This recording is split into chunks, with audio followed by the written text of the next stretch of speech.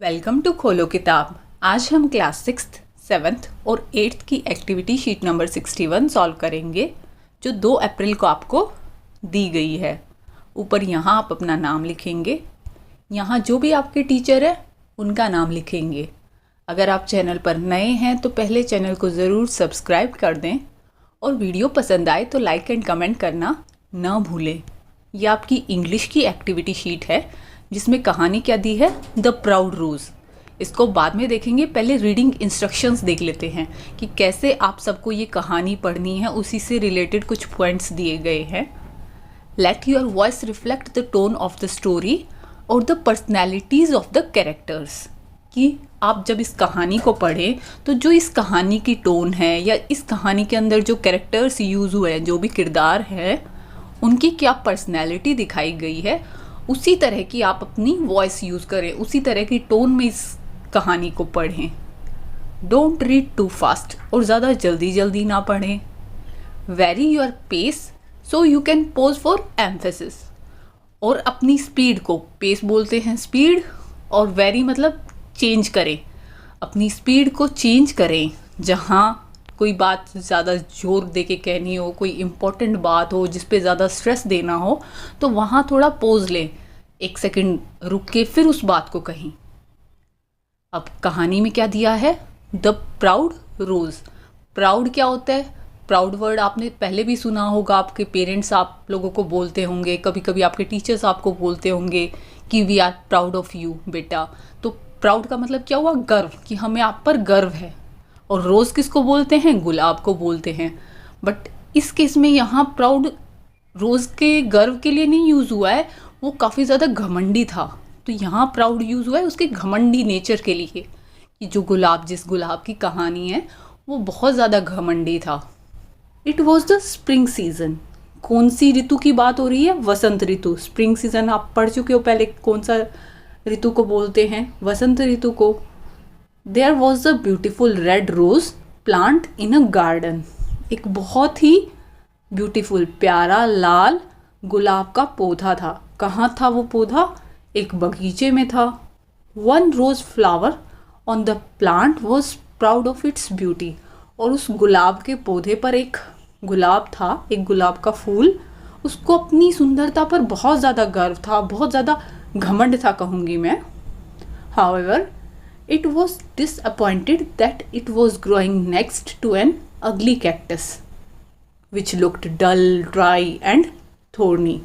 लेकिन वो बहुत disappointed था, निराश था, और उसको ये चीज़ गलत लग रही थी, उदास था एक तरीके से। किस चीज़ का बुरा लग रहा था उसे?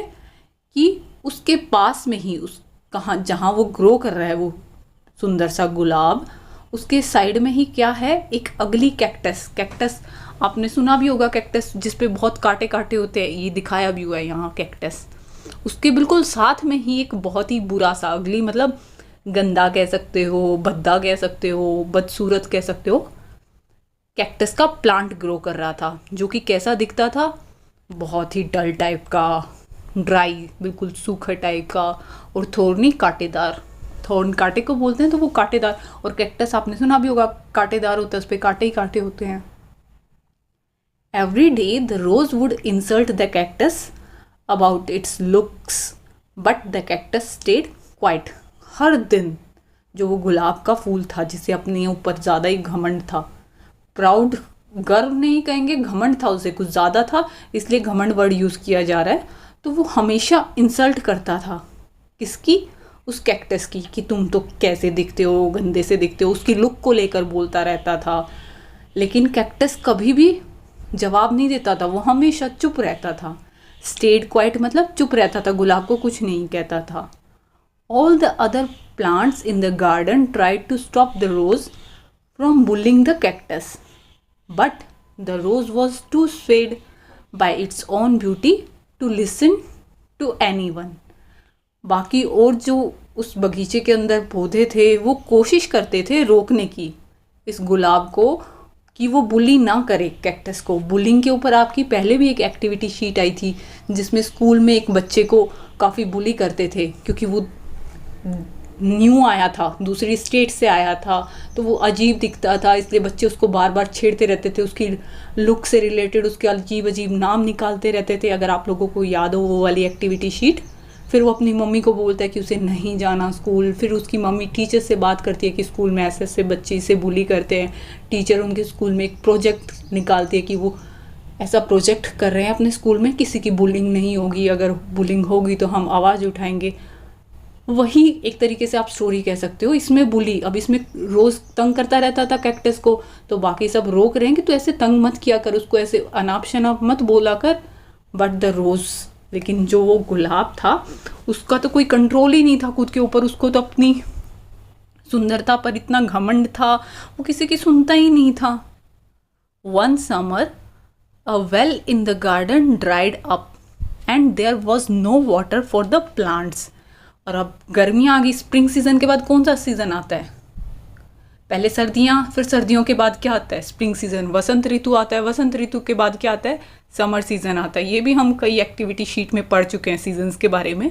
तो अब समर्स आए, क्या हुआ? जो कुआं था जहाँ से पानी उस गार्डन में, उस बगीचे में दिया जाता था, वो कुआं ही सूख गया। ड्राइड अप मतलब सूख गया, उसमें पानी ही नहीं बचा। अब कोई पानी ही नहीं है पौधों के लिए। The rose slowly begin to wilt. अब जो गुलाब का फूल था वो धीरे धीरे कैसा होने लगा? विल्ट। विल्ट मतलब पानी ना मिलने की वजह से वो मुरझाने लगा, एक तरीके से सूखने लगा। The rose saw a sparrow dip its beak into the cactus for some water. और उस गुलाब ने क्या देखा कि एक चिड़िया अपनी चोंच से कैक्टस के अंदर से पानी ले रही है। आपने सुना भी होगा कैक्टस प्लांट जो होता है वो रेगिस्तानी पौधा कहा जाता है, क्योंकि वो बिना पानी के भी काफ़ी टाइम तक रह सकता है, स्टोर करके रखता है cactus. Rose felt ashamed for having made fun of the cactus all this time. तो गुलाब के फूल को अपने ऊपर बुरा लगता है कि भाई मैं इसके साथ गलत करता था, इसका ऐसे मजाक बनाता था, इसको बुली करता रहता था। अब देखो ये स्पैरो, वो चिड़िया भी पानी पी रही है उस कैक्टस में से, और रोज़ बेचारा मरने लग रहा है, मुरझाने लग रहा है। The rose was in need, it was desperately in need of water. It went to ask the cactus. अब गुलाब को तो बहुत ज़्यादा ज़रूरत थी पानी की, वरना बिल्कुल ही मुरझा जाता, डेड हो जाता। बहुत ज़्यादा ज़रूरत थी पानी की, तो इसलिए वो कैक्टस के पास गया, उससे पूछा, I am feeling so dehydrated because of the summer. The well has dried, so the gardener is not watering the plants. Can you give me some water that you contain in your thick skin? तो वो cactus को क्या बोलता है कि मैं dehydrated होता जा रहा हूँ, मेरे अंदर पानी की कमी होती जा रही है, क्योंकि गर्मियाँ आ गई हैं, कुआं सूख गया है। तो गार्डनर, माली ने क्या बोला है कि वो पौधों को पानी नहीं दे रहा है। Can you give me some water? क्या तुम मुझे कुछ पानी दे सकते हो जो तुम्हारे अंदर है? कहाँ है अंदर? इतनी मोटी जो तुम्हारी थिक मतलब मोटी स्किन, कैक्टस की थोड़ी मोटी स्किन होती है कि इसके अंदर जो पानी है, क्या तुम उसमें से कुछ पानी मुझे दे सकते हो? Can I also have some water? वही बात कि मुझे थोड़ा पानी मिल सकता है, जैसे तुमने चिड़िया को दिया, चिड़िया चोंच मार के तुम में से थोड़ा पानी लेके गई, तो क्या तुम मुझे दे सकते हो? The kind cactus agreed. अब वो कैक्टस थोड़ा दयालु टाइप का था। जब रेड रोज उसको छेड़ता था, उसको बार बार तंग करता था, वो तब भी कुछ नहीं बोलता था। बाकी लोग रोकने की कोशिश करते थे रोज को, बट ये कुछ नहीं कहता था। तो ये दयालु टाइप का था, ये मान गया। It had plenty of water stored for the difficult summer season. इसके पास प्लेंटी मतलब बहुत सारा पानी इसने स्टोर करके बचा के अपना रखा हुआ था। कब के लिए? गर्मी वाले सीजन के लिए। डिफ़िकल्ट टाइम उनके लिए वही है, जब पानी की कमी होगी तो तब उस पानी को इस्तेमाल कर लेगा। It offered the rose to take as much water as it wanted. तो उसने गुलाब के फूल को कह दिया कि तुम्हें जितना पानी चाहिए हो तुम ले सकते हो। उसने अपने बुरे वक्त के लिए संभाल के रखा हुआ था, तो वो रोज़ को दे दिया। They both got the long summer as friends. और फिर जो ये लंबी गर्मियाँ आई थी उस दौरान ये दोनों बहुत अच्छे दोस्त बन गए। कैसे दोस्त बन गए? कैक्टस उसकी हेल्प कर देता, जब भी रोज़ को पानी चाहिए होता तो कैक्टस अपने अंदर से उसको पानी दे देता। मोरल क्या है स्टोरी का, क्या हमें शिक्षा मिलती है? नेवर जज someone by the way one looks. की कोई कैसा दिखता है उसके बेसिस पर आप उसको जज मत करो, उसका आप आंकलन मत करो कि ये तो ऐसा है, ये तो वैसा है। हम बोल देते हैं कई बार देख के ही, ऐसे नहीं करना चाहिए, किसी को बुली नहीं करना चाहिए। सजेस्टेड एक्टिविटीज़ में क्या दिया हुआ है? First question, do reverse reading, reading the text और story from the end of the page from right to left for each line. Note a model reading by the teacher is suggested. आपको reverse reading करनी है। एक तो simple reading होती है कि आप स्टार्टिंग से कहानी, जैसे अभी हमने पढ़ी थी, स्टार्टिंग से रीड करते हुए आए और एंड हमने यहाँ किया। अब इसका उल्टा करना है। रिवर्स मतलब उल्टा करना है। जैसे गाड़ी में रिवर्स गियर होता है तो गाड़ी आगे जाने की बजाय पीछे की ओर मूव करती है। अब इस कहानी को भी आप पीछे की ओर से पढ़ना स्टार्ट करोगे और उल्टा पढ़ते हुए स्टार्टिंग तक पहुँचोगे आप। इसमें ज़्यादा टाइम लगेगा। सीधा पढ़ते हुए आना इजी रहता है क्योंकि हम नेक्स्ट वर्ड जल्दी जल्दी कैच कर लेते हैं। जब आप उल्टा पढ़ना स्टार्ट करोगे तो आप नोटिस करना आपको ज़्यादा टाइम लगेगा उसको उल्टा रीड करने में, क्योंकि हमारी आइज़, हमारी माइंड एक तरीके से बहुत साथ देती है। जब हम सीधा सीधा रीड कर रहे होते हैं हमें नेक्स्ट वर्ड अपने आप बोला जाता है, और जब आप उल्टा रीड करना स्टार्ट करोगे तो आपको थोड़ी डिफ़िकल्टी फील होगी। आपको एक एक वर्ड अच्छे से रीड करना पड़ेगा क्योंकि कोई मीनिंग नहीं बन रहा होता है उल्टा रीड करने में।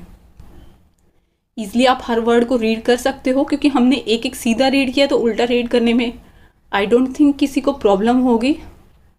नेक्स्ट सेकंड क्वेश्चन देख लेते हैं। इसमें लिखना तो कुछ नहीं, बस पढ़ना ही है, उल्टा पढ़ना है। और कहानी को एक एक सेंटेंस पूरा पढ़ सकते हो या फिर एक एक word, friends, as, summer, long, the, through, got, both, they. Sentence क्या बना था? They both got through the long summer as friends. देखो सीधा पढ़ने में कितना कम टाइम लगा और उल्टा पढ़ने में कितना ज़्यादा लगा।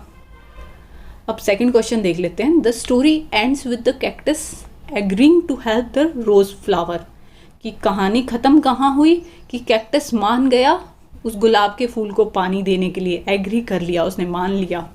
Do you think there could be another end to the story? क्या आप सोचते हो इस कहानी का कोई और भी एंड हो सकता था? Add your own twist to the story and rewrite the story in your own words। कि आप इस कहानी के अंदर कुछ ट्विस्ट ऐड करें और नई कहानी जो भी आप बनाएं उसे अपने शब्दों में लिखें। हो सकता था ऑब्वियसली कोई और भी एंड हो सकता था, यस पॉसिबल है ना ये वाली चीज़ तो।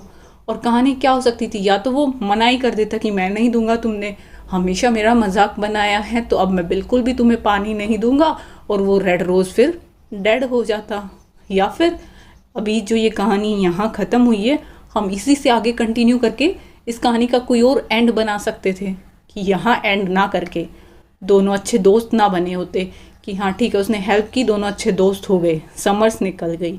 अब समर्स के बाद सीज़न कौन सा आया? गर्मियों के बाद आया उनका सीज़न बारिश वाला, बरसात वाला। बरसात में तो काफ़ी बारिश होती है, काफ़ी पानी हो जाता है, तो हम अपनी तरफ से स्टोरी को थोड़ा मॉडिफाई कर देते हैं कि बारिश हुई, रोज़ को फिर से लगा कि अब तो मुझे कैक्टस की ज़रूरत ही नहीं है, उसने कैक्टस का साथ छोड़ दिया। कैक्टस को फील हुआ कि यार ये कितना मतलबी है, जब इसको ज़रूरत थी तब तो ये मेरे पास आ गया, अब ये फिर से वैसा ही बन गया, फिर से मुझे छेड़ने लगा, फिर से मेरी शक्ल को, मेरी लुक को लेकर मुझे सुनाने लगा। तो कहानी क्या बना के लिख दी? ट्विस्ट के साथ। हमने अपनी तरफ से एक कहानी में ट्विस्ट ऐड किया है। Cactus help the rose during summers a lot. गर्मियों में तो बहुत मदद करी कैक्टस ने रोज़ की, but soon when rainy season begins, और जैसे ही बरसात वाला सीजन स्टार्ट हुआ, the rose again showed same behaviour as earlier during spring. तो उस गुलाब ने फिर से वही बिहेवियर दिखाया, वही अपना नेचर दिखाया जो उसका पहले होता था। कब? वसंत ऋतु के टाइम जैसा उसका बिहेवियर था वो फिर से वैसा ही बन गया। He was bullying cactus repeatedly. वो कैक्टस को फिर से बार बार लगातार बुली करता रहता। One day a child wanted to pluck that rose from garden. अब एक दिन क्या हुआ कि एक बच्चा आया, उस माली का ही बच्चा लगा लेते हैं, जो गार्डनर उनको पानी देता था, उसका बच्चा आया, गुलाब के फूल को देखा, उसे वो बहुत अच्छा लगा, तो उसने कहा मैं तो ये फूल तोड़ूंगा। रोज़ रिक्वेस्टेड अ लॉट। रोज़ ने बहुत रिक्वेस्ट करी। Asked other in garden to help him to stop the child. बाकी सबको भी, जितने भी बगीचे में थे, उनको बोली मेरी मदद करो, इस बच्चे को रोको, मेरे को ना तोड़े। But this time no one helped him. लेकिन इस बार फिर किसी ने उसकी मदद नहीं करी। बिकॉज ऑफ हिज बिहेवियर, कि जैसा उसका बिहेवियर था, बीच में पहले बुरा था, फिर बीच में उसने अच्छा होने की एक्टिंग करी, बाद में फिर से वापस अपने नेचर पर आ गया, तो इसलिए सबने मना कर दिया कि ये तो ऐसा ही है, हम नहीं इसकी मदद करेंगे, तोड़ने देते हैं। वो बच्चे ने फूल तोड़ दिया। मोरल क्या निकाला हमने अब अपनी इस स्टोरी का, नई ट्विस्ट वाली स्टोरी का, as you sow shall you reap, जैसा बोओगे वैसा काटोगे। जैसा आपका नेचर होगा, जैसा आप बिहेव करोगे, फिर बाद में आपके साथ वैसा ही होगा। आप चाहो तो कुछ और भी ट्विस्ट आप भी बना सकते हो खुद से, जैसे फिल्मों में होता है कि कहानी में चेंज कर दे, ऐसा ना हो कि ये ऐसा भी तो कर सकती थी, ये ऐसा भी तो कर सकती थी। वो चीज़ आप खुद से भी कर सकते हो। इनफैक्ट इससे बेटर भी आप स्टोरी बना सकते हो। नेक्स्ट थर्ड क्वेश्चन क्या है? All the plants opposed the bullying behaviour of the rose. Bullying is unpleasant behaviour. What should one do if bullied? Write at least 3 things you would do to stop bullying behavior. कि हर जितने भी बगीचे के अंदर पौधे थे तो सबने उस चीज़ की बगावत की थी, अपोज किया था। बुलिंग बिहेवियर जो रोज़ का था, दूसरों को छेड़ने का, तंग करने का, उसको रोकने के लिए बोला था हर पौधे ने। बुलिंग क्योंकि सही नहीं होती है, ये अनप्लीजेंट बिहेवियर होता है। अब आप बताओगे कि कैसे बुली को रोका जा सकता है। अगर कोई बुली कर रहा है, बुलिंग हो रही है, तो कैसे उस चीज़ को रोका जा सकता है। आपको कोई भी 3 तरीके, 3 चीज़ें ऐसी बतानी हैं। जैसे मैं यहाँ क्या लिख रही हूँ आंसर में, tell a grown up if you see bullying, कि अगर आपको बुलिंग होती हुई नज़र आए तो किसी बड़े को कहें, क्योंकि बड़ा शायद उसको अच्छे से समझा पाएगा। आप ना भी समझा पाओ, कोई आपका दोस्त आपको तंग कर रहा है, आप उसको ना रोक पाओ, तो आप अपने घर में बड़ों को बताओ, बड़े उसको समझाएंगे। स्टैंड अप फॉर अदर्स, अगर आप किसी और की बुली होते हुए देखो तो फिर उसके लिए आप स्टैंड लो, उसके लिए खड़े हो कि ये चीज़ गलत है, नहीं होने देंगे, जैसे बाकी प्लांट्स खड़े थे कैक्टस के साथ। Speak up in a firm voice to stop, और एक मजबूत आवाज़ उठाओ, उसको रोकने की कोशिश करो। एक तरीके से मतलब ना बुली खुद करो किसी की, ना किसी और को करने दो। रन अवेयरनेस प्रोग्राम, अवेयरनेस फैलाओ, जागरूकता फैलाओ कि बुलिंग करना बहुत गलत बात होती है, बहुत अनप्लीजेंट बिहेवियर होता है। आज आप किसी की बुली कर रहे हो, कल को कोई आपकी बुली करेगा, फिर आपको कैसा फील होगा। ये सब चीज़ें लोगों तक पहुंचाओ।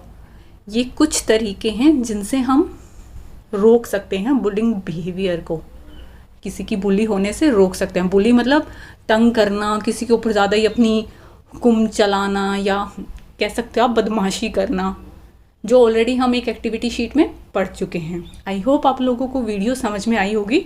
अगर वीडियो पसंद आई हो तो लाइक एंड कमेंट करना ना भूले। और ये वो व्हाट्सएप नंबर है जिस पर अगर आपको वीडियो के रिगार्डिंग कोई भी क्वेरी होती है, कोई भी डाउट होता है, तो आप मैसेज करके पूछ सकते हो। Thank you.